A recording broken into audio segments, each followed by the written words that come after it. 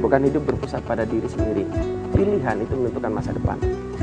Ya, tema kita kan hidup itu pilihan, tapi di luar sana orang banyak ngomong bahwa hidup itu takdir.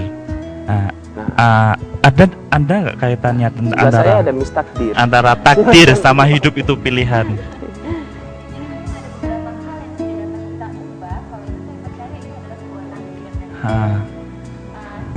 Contoh lahir dari orang tua yang bagaimana tidak bisa memilih ya, itu otomatis itu adalah takdir dari orang tua. Misalnya kenapa kita harus dilahirkan di Indonesia, kenapa kita harus dilahirkan oleh sepasang orang tua yang saat ini menjadi ayah dan ibu kita, misalnya seperti itu.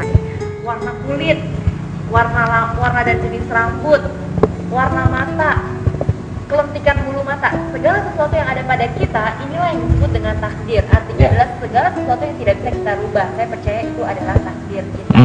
Tetapi untuk sesuatu yang kita bisa mengambil peranan di dalamnya, itu tidak lagi merupakan takdir. Jadi ada bagian juga yang seharusnya menjadi bagian kita untuk kita bisa melakukannya. Seperti itu. Seperti misalnya menjaga kehidupan ini, menjaga karunia yang sudah diberikan oleh Tuhan atas hidup kita, termasuk diantaranya menjaga tubuh kita ini, menjaga kehidupan kita, menentukan pilihan-pilihan dalam kehidupan kita. Yang benar ya pastinya. Iya kan, banyak orang berpendapat bahwa hidup itu sudah ditakdirkan, hidup itu adalah takdir. Tapi bila kita melihat ada orang yang meninggal bunuh diri, apakah itu juga sudah takdir? Nah, bagaimana tuh?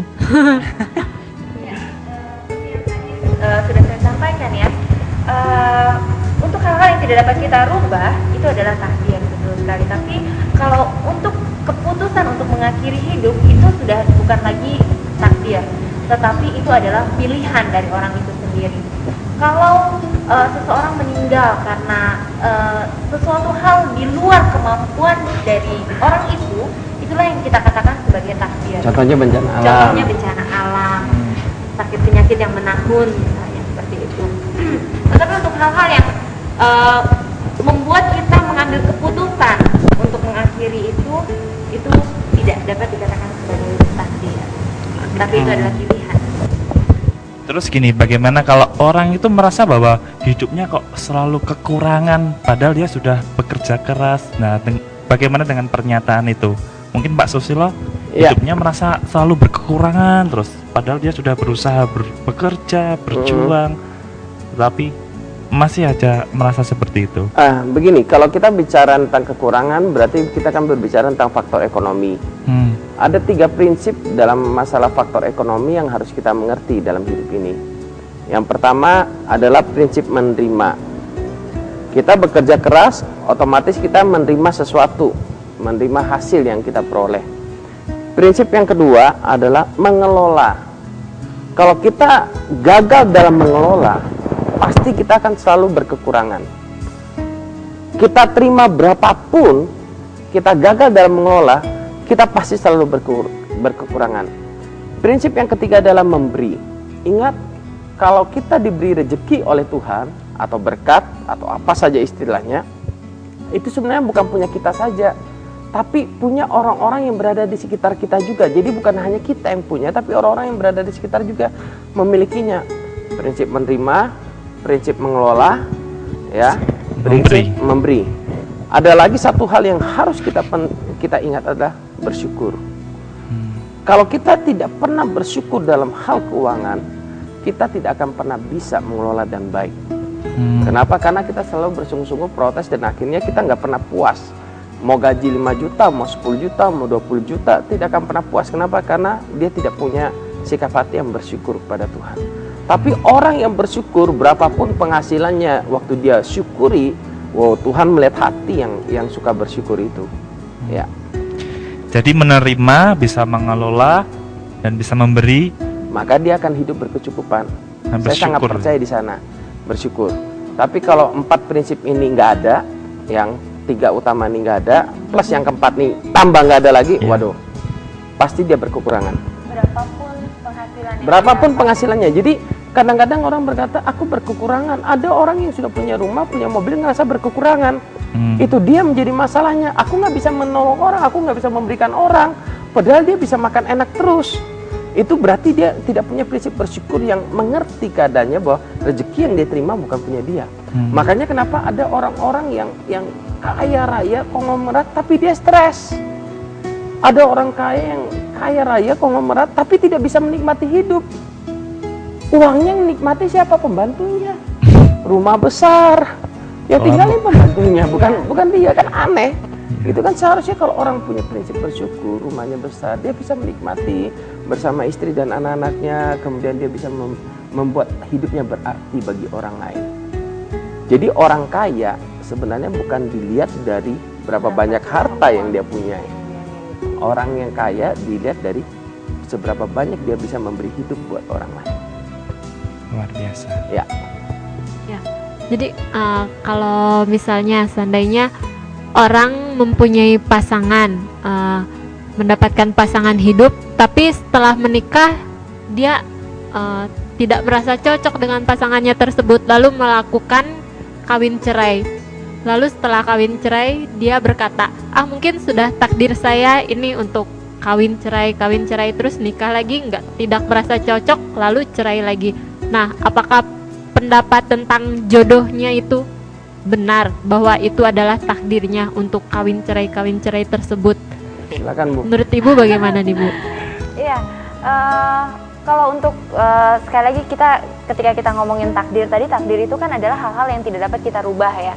Sementara kalau untuk pasangan hidup, sebenarnya kan dari awal sejak kita memutuskan untuk kita menikah dengan pasangan hidup kita, sebenarnya itu kan adalah sebuah keputusan yang sudah kita ambil. Itu adalah pilihan kita gitu ya.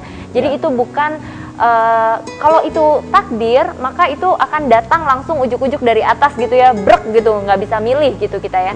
Tetapi kita sebenarnya punya pilihan. Kita sebenarnya bisa menentukan siapakah kelak yang akan menjadi pasangan hidup kita, yang akan mendampingi kita kelak untuk mengarungi bahtera kehidupan. Bahkan orang yang dijodohkan sekalipun sebenarnya dia punya pilihan.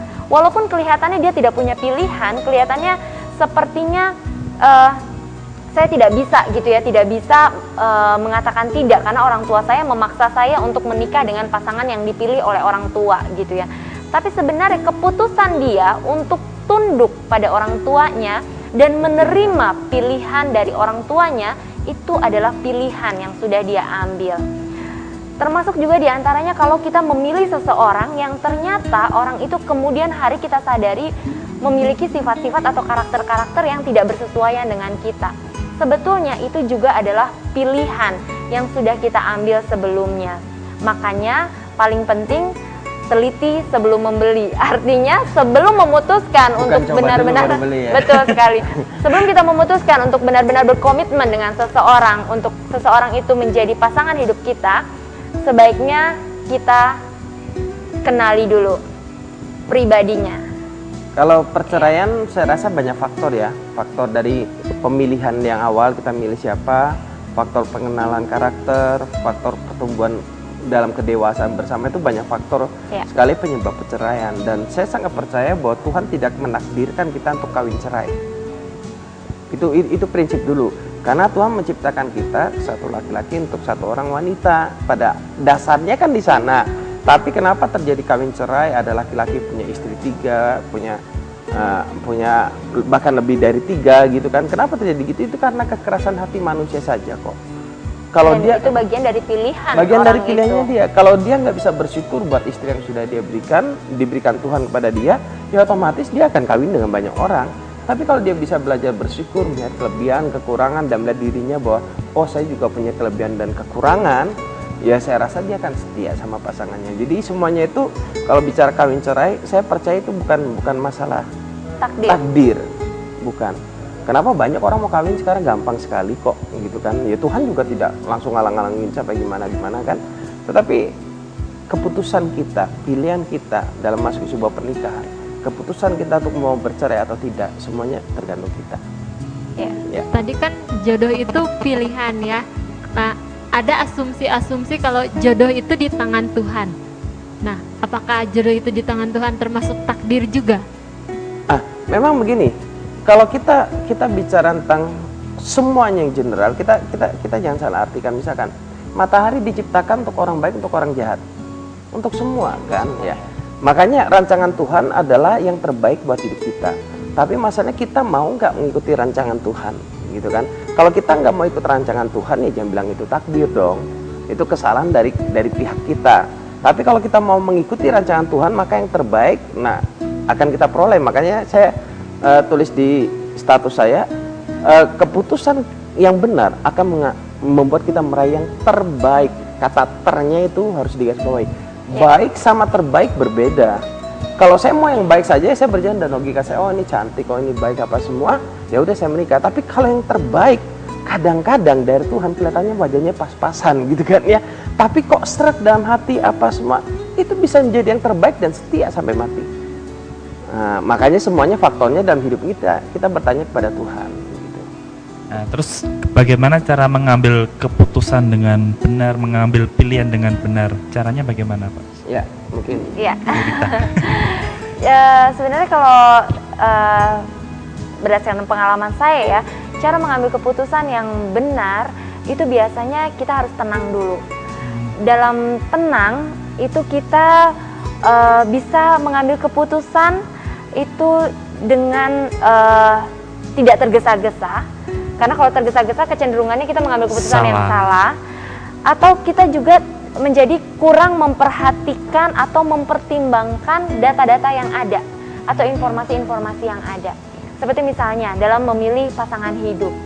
Kalau kita tidak tenang dalam memilihnya, kita hanya berdasarkan degup-degup di dada ini aja nih, misalnya. Cuma berdasarkan rasa yang ada di dada ini saja. Kita menjadi salah, bisa menjadi salah dalam memutuskan. Makanya gitu. dikatakan cinta itu buta. Iya. Seakan-akan begitu. Sekali. Kenapa? Karena cuma ngeliat perasaannya saja. Dan kita hanya percaya kepada cowok itu. Sumber lain padahal sudah memberikan data, tapi kita tidak mau dengar. Iya. Jadi yang paling penting dalam mengambil keputusan adalah kita harus tenang dulu. Jadi kita tenang, dan kita dengan tenang itu kita bisa tidak tergesa-gesa dalam mengambil keputusan, dan yang kedua kita bisa mempertimbangkan data-data yang ada. Begitu. Dan yang kedua, selain kita tenang, kita juga harus tetap berdoa dan berserah kepada Tuhan tentu saja. Karena apa? Karena kita ini kan, kita harus mengakui ya bahwa kita ini adalah ciptaan, ya. Dan kalau kita ini adalah makhluk ciptaan, berarti ada pribadi yang di atas kita yang sebenarnya lebih mengenal kita dan lebih tahu apa yang terbaik untuk kita. Nah, pasti hasilnya akan sangat baik dan sangat maksimal kalau kita bertanya pada pencipta kita, maunya pencipta kita itu apa sih atas diri kita. Seperti itu. Jadi tenang dan berdoa. Ya, jadi bagaimana caranya untuk kita mengambil